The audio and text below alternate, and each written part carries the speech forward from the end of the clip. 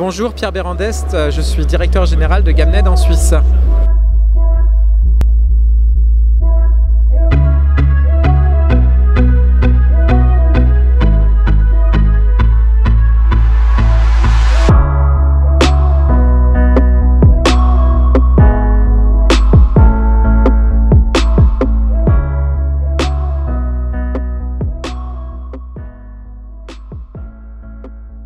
Oui, en fait, au final, je pense que c'était une bonne surprise pour peut-être les personnes qui n'étaient pas à faire du programmatique au quotidien. Pour nous, on est toujours un petit peu déçus. On regarde le verre à moitié vide ou le verre à moitié plein, dans le sens où on regarde, on est quand même assez loin de nos voisins en France et en Allemagne, mais ça donne aussi des bonnes perspectives de croissance, d'évolution dans les prochaines années. On sait qu'on va passer de 30-40% à 70 ou 80% rapidement, quoi.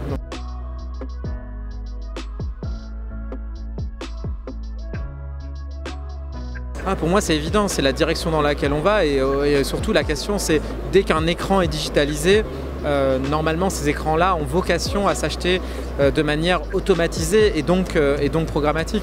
Si on regarde aujourd'hui, pour accéder à certains types d'inventaires, on peut les acheter que de manière automatisée, que ce soit sur Facebook, sur Google, c'est pas quelque chose où on peut faire ça de manière traditionnelle. Donc tous les nouveaux acteurs qui arrivent dans le marché de la pub digitale, déjà ils fonctionnent de cette manière-là. Et puis les anciens, c'est aussi plus efficace et c'est une demande à la fois des annonceurs et des agences.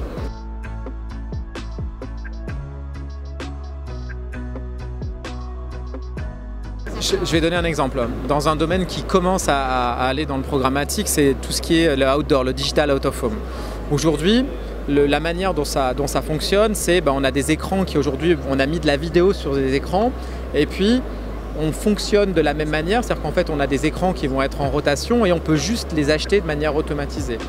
Demain, sur ces écrans, on peut rajouter des senseurs qui vont pouvoir, notamment par exemple des caméras, qui vont pouvoir savoir si c'est un homme, une femme, des choses qui vont regarder. Et donc on va pouvoir adapter le message publicitaire en fonction de qui va regarder l'écran. Ça, c'est des choses qui techniquement sont possibles. Après, ce qu'il faut voir, c'est qu'il y a quand même des freins au niveau de la gestion de la propriété, de tout ce qui est données personnelles, de tout ce qui est privacy, etc. Et finalement, aujourd'hui, c'est peut-être ça aujourd'hui qui freine à mes yeux d'une bonne manière pour garantir un petit peu l'intimité du consommateur. Mais j'ai envie de dire, aujourd'hui la technologie elle peut aller beaucoup plus loin que ce qu'on utilise.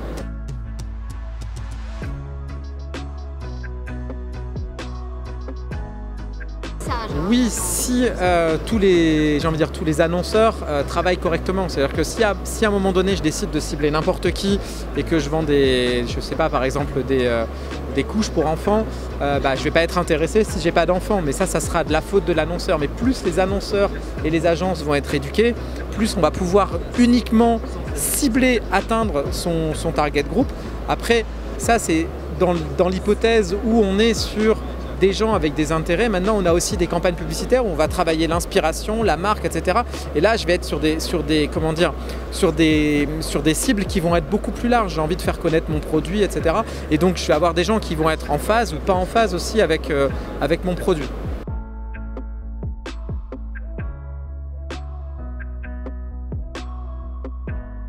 On va se baser d'abord sur des objectifs qui peuvent être différents. C'est-à-dire que lorsque je vais travailler par exemple ma notoriété, je vais regarder quel est le taux de couverture sur cible que je vais avoir, quelle est la répétition du message que j'ai, quelle est la mémorisation du message. On retombe dans les basiques, j'ai envie de dire, de la communication. C'est juste qu'on va peut-être avoir plus d'outils pour pouvoir mesurer, on va pouvoir faire des tests de manière digitale post-campagne pour voir l'impact qu'on a eu. Ça, c'est des choses qui aujourd'hui sont déjà possibles. Mais après, effectivement, en termes de manière d'acheter, c'est aujourd'hui possible de... Alors, si le média va s'échanger, on va dire, pour les messages publicitaires au CPM, on peut toujours arriver aujourd'hui à optimiser sur des coûts au clic, des coûts à la visite ou des coûts à la vente, etc. Donc ça, c'est des choses qui existent, qui sont possibles, en particulier dans tout ce qui est plateforme digitale. Mais ça va être l'objectif qu'on va cibler aujourd'hui. Je peux faire une campagne sur Google AdWords dans laquelle je vais dire mon objectif, c'est de vendre avec un coût d'acquisition qui est de 50 francs. Je veux que ce soit 50 francs. Mais là, ça fera augmenter le coût. Alors, en fait, l'idée, c'est que pour les médias, ce qui est important, c'est qu'en fait, ce qu'il faut, c'est que au lieu de... si on arrive à trouver la bonne personne, on va pouvoir augmenter la valeur du contact publicitaire. Si je multiplie les messages et qu'ils n'ont aucun effet, c'est ça aujourd'hui qui des fois en fait fait qu'on réduit la pression, enfin on réduit la valeur du message marketing, c'est aussi pas mal lié à ça. Donc je pense que vers plus de ciblage et plus d'adéquation aussi avec le contenu. Pourquoi? Parce que en fonction du cadre de diffusion de mon message, la mémorisation ne va pas être la même. Et du coup, en fait, on va pouvoir revenir dans un mode où on va mieux valoriser le média. C'est-à-dire que dire qu'aujourd'hui, quand je suis dans un cadre sur YouTube où je sais pas, je suis entre deux messages, où je suis en train de regarder, je sais pas, des dessins animés pour les enfants, et quand je suis dans un cadre plus professionnel sur le Wall Street Journal ou sur Le Temps, évidemment la valeur du média elle est pas la même, et pourtant je vais compter au coût à la vue, au coût au CPM. Je sais très bien que l'impact ne sera pas le même pour donc le cadre de diffusion.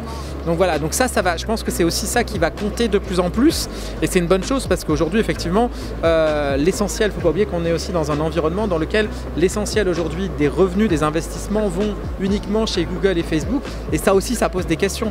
Tu parlais des médias, aujourd'hui à un moment il y a plein de médias qui ont des problèmes de survie, et est-ce qu'on a envie de vivre dans un monde dans lequel tout l'argent va chez Google et chez Facebook et on n'a plus de médias? Donc ça aussi c'est des questions qu'il faut se poser, où il n'y a pas forcément que la partie retour sur investissement ou impact de ma publicité, mais je veux dire c'est important de savoir où est-ce que j'investis et pourquoi j'investis. À un moment donné, quand on voit par exemple certains espaces publicitaires sur YouTube qui sont quand même très très mauvais pour les marques en termes du contenu, etc. En termes de marque, moi j'ai du mal à comprendre aujourd'hui que certains directeurs marketing continuent à investir autant d'argent sur YouTube, parce qu'ils ont d'autres alternatives, et pour leur marque c'est pas forcément une bonne solution. Donc voilà, en tout cas il faut au moins se poser la question. Après c'est un choix, mais il y a beaucoup de gens qui ne se posent même pas la question aujourd'hui.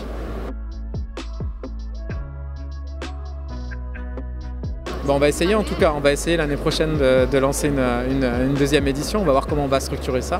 Mais en tout cas, c'est bien de pouvoir découvrir comment le marché va évoluer sur 2020.